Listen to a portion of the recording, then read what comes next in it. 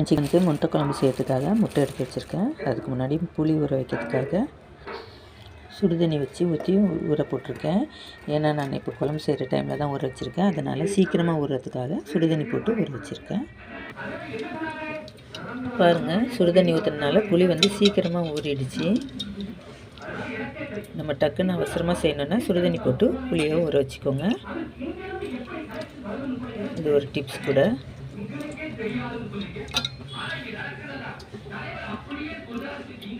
முட்டை குழம்பு செய்யறதுக்காக நான் 4 தக்காளியும் ஒரு பெரிய வெங்காயமும் எடுத்து வச்சுருக்கேன். இதை கட் பண்ணிக்கலாம். வெங்காயம் தக்காளியை சின்னதாக வெட்டியாச்சு. இப்போ கடாயில் எண்ணெய் ஊற்றிக்கலாம். எண்ணெய் காய விட்டுருவோம். காஞ்ச பிறகு கடுகு போட்டுக்கலாம். கடுகு போட்டுக்குவோம். கொஞ்சம் சோம்பு போட்டுக்கலாம். முட்டை குழம்புக்கு சோம்பு போட்டால் நல்லாயிருக்கும். இந்த வெங்காயத்தை எடுத்து போட்டுக்குவோம்.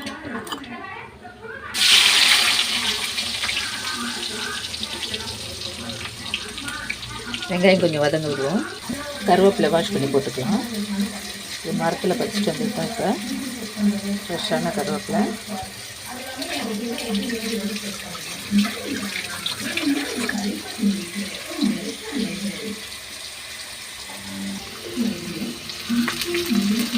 கருவேப்பிலை போட்டு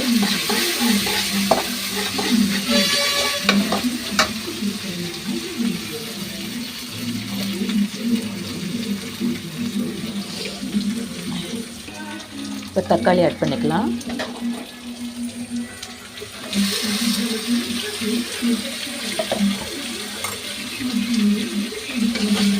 தக்காளி நல்லா வதங்கட்டும். இது கூட நம்ம உப்பு சேர்த்துக்கலாம். உப்பு சேர்த்தோன்னா தக்காளி சீக்கிரமாக வதங்கும்.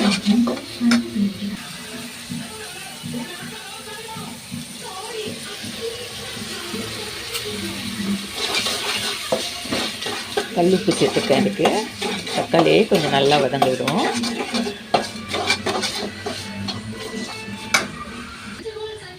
மஞ்சத்தூள் கொஞ்சம் போட்டுக்கலாம்.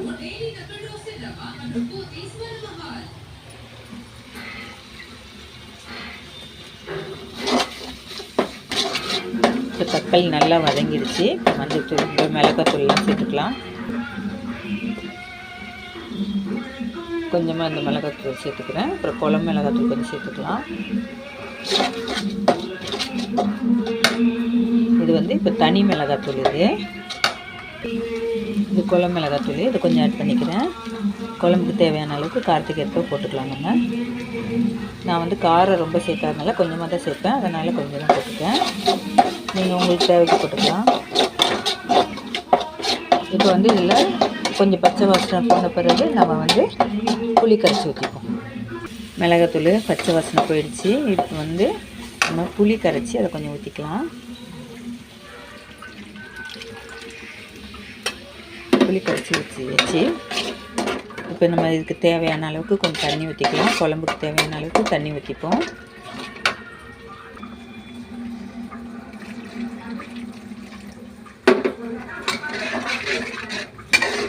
இது நல்லா கொஞ்சம் கொதிக்க விடலாம். நல்லா கொதித்த பிறகு நம்ம முட்டையை நான் இப்போ அப்படியே உடச்சி ஊற்ற போகிறேன். இல்லை நம்ம ஆம்லேட் பண்ணி கூட அதில் கட் பண்ணி அதில் போடலாம். அப்படி இல்லைன்னா ஆஃப் பாயில் போட்டு கூட போடலாம். நான் அப்படியே உடச்சி தான் ஊற்ற போகிறேன். குழம்பு கொதிக்க ஆரம்பிச்சிச்சு. இப்போ இன்னும் நல்லா கொதித்த பிறகு நம்ம முட்டையை உடச்சி அப்படியே ஊற்றிக்கலாம். இதுக்கு நான் 4 முட்டை போட போகிறேன். நம்ம முட்டை ஊற்றும்போது குழம்பு கம்மியாக தெரியும்.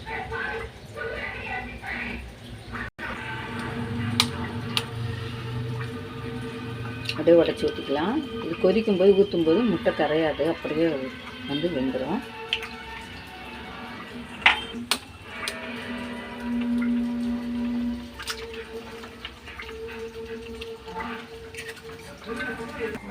நாலு முட்டை இதில் ஊற்றிருக்கேன்.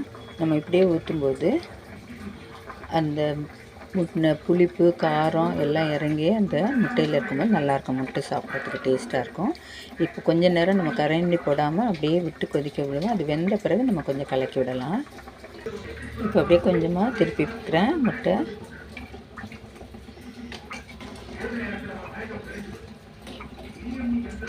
இந்த மஞ்சக்கரு வேகத்துக்கு மட்டும் கொஞ்சம் டைம் எடுக்கும்.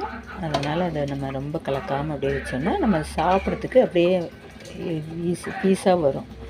இல்லை கலக்கிட்டோன்னா நமக்கு பீஸாக கிடைக்காது, அதுக்காக தான் கலக்கக்கூடாது.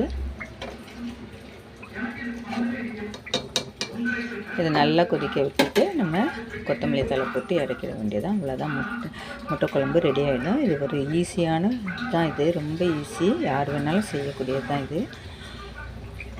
இப்போ நான்வெஜ் சாப்பிட்ணுன்னு நினைக்கும்போது எதுவும் வாங்கிறதுக்கு இல்லைன்னா முட்டை மட்டும் வாங்கிட்டு நம்ம வெங்காயம் தக்காளி மட்டும் போதும், இந்த முட்டை குழம்பு ரெடி ஆகிடும். நீங்கள் செஞ்சு பாருங்கள்.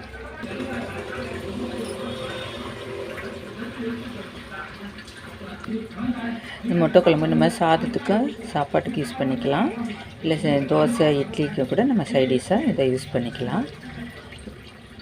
இப்போ இது வந்து நான் தோசைக்கும் வச்சுக்க போகிறோம், சாப்பாட்டுக்கும் வச்சுக்க போகிறோம், ரெண்டுத்துக்கும் யூஸ் பண்ணுற மாதிரி நான் இப்போ செஞ்சுருக்கேன்.